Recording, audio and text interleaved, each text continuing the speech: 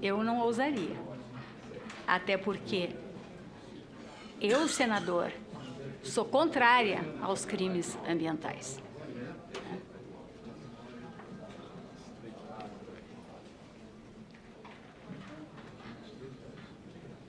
Que mundo nós vamos deixar para os nossos filhos?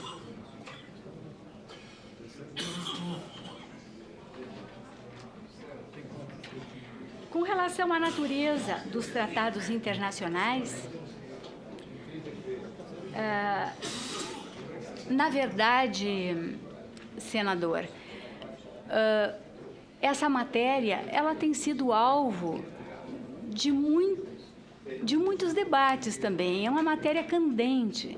Agora já não tanto em função da posição pacificada pelo Supremo Tribunal Federal, mas na doutrina, vozes autorizadas de há muito, e no próprio Supremo Tribunal Federal havia ministros que defendiam que os tratados internacionais de direitos humanos, eles tinham envergadura constitucional e retiravam essa conclusão da envergadura constitucional dos tratados internacionais do artigo 5º, parágrafo 2º da Constituição da República, quando diz que os direitos e garantias individuais são não apenas aqueles elencados no catálogo do artigo 5º, mas também os que decorrem do regime, dos princípios da Constituição e dos tratados internacionais de que o Brasil seja parte. Então, nessa linha de raciocínio, se construiu a doutrina no sentido de uma envergadura constitucional dos tratados internacionais. Ocorre que a emenda 45 introduziu o parágrafo 3º no artigo 5º. E o que diz o parágrafo 3º do artigo 5º, como todos nós sabemos? Que, na verdade, aqueles tratados de direitos humanos, aqueles tratados internacionais que forem aprovados em 2 turnos em cada casa do Parlamento por uma maioria de 3/5, eles têm a envergadura, eles equivalem a emendas constitucionais. Então, apenas aqueles tratados que obtiverem esse quórum qualificado, o mesmo quórum das emendas constitucionais no processo legislativo, é que teriam esta envergadura, em que teriam o status de norma constitucional. E nós sabemos que no Brasil, a única convenção internacional que mereceu essa tramitação e esta aprovação foi a convenção que trata sobre as pessoas portadoras de deficiência. Então, nós temos essa situação diante da nossa Constituição, também norma introduzida pela emenda 45.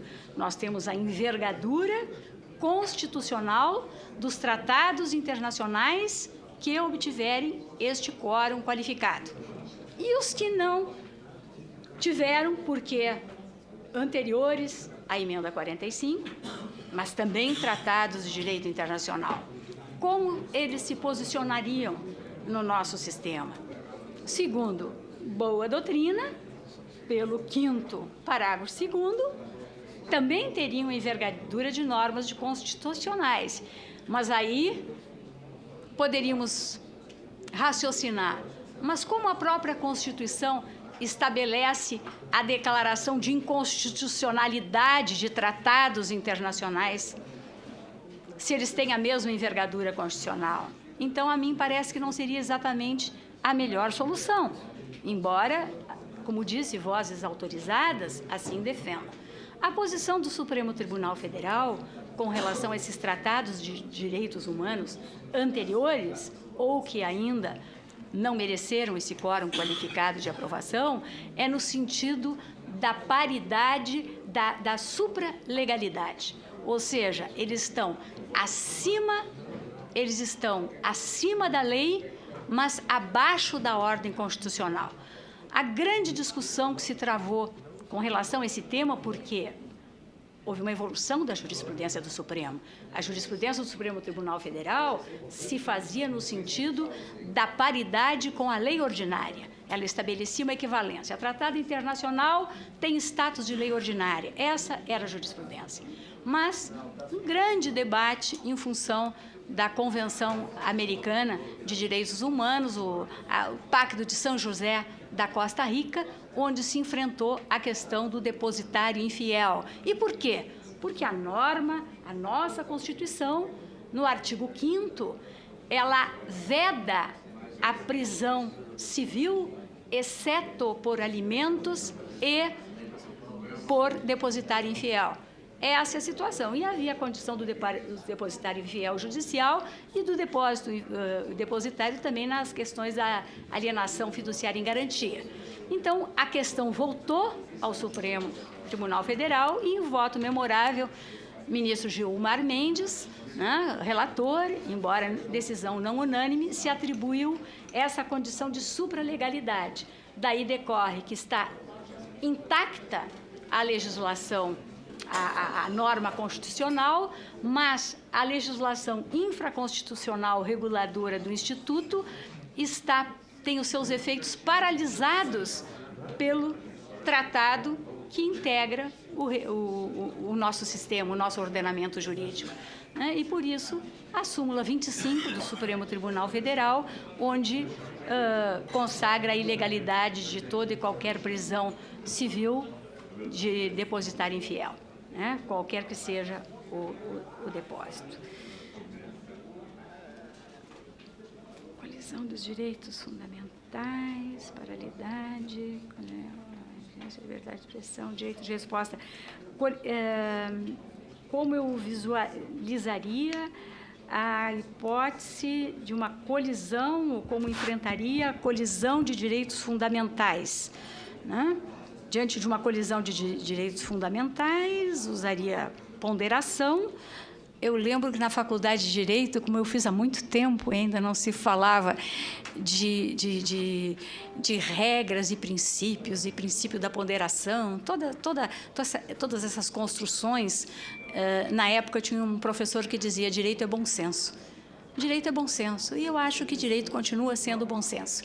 E, de qualquer maneira, haveria a necessidade da ponderação dos valores, né, que são postulados normativos, que levariam a que se aquilatasse o direito à imagem, né, a colisão entre o direito à imagem e a liberdade de expressão, né, e direito de resposta seria.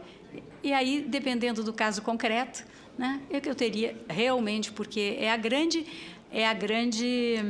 digamos assim, é a grande diferenciação dos princípios informadores, que eles se fazem por juízos de ponderação, né, diferentemente das regras, onde, na verdade, ainda que a teoria do tudo ou nada já esteja muito atenuada e afastada por alguns doutrinadores, no caso, teria que haver uma ponderação e considerados o caso concreto, mas está em mãos de Vossa Excelência aqui e dos senhores senadores e dos congressistas, seguramente.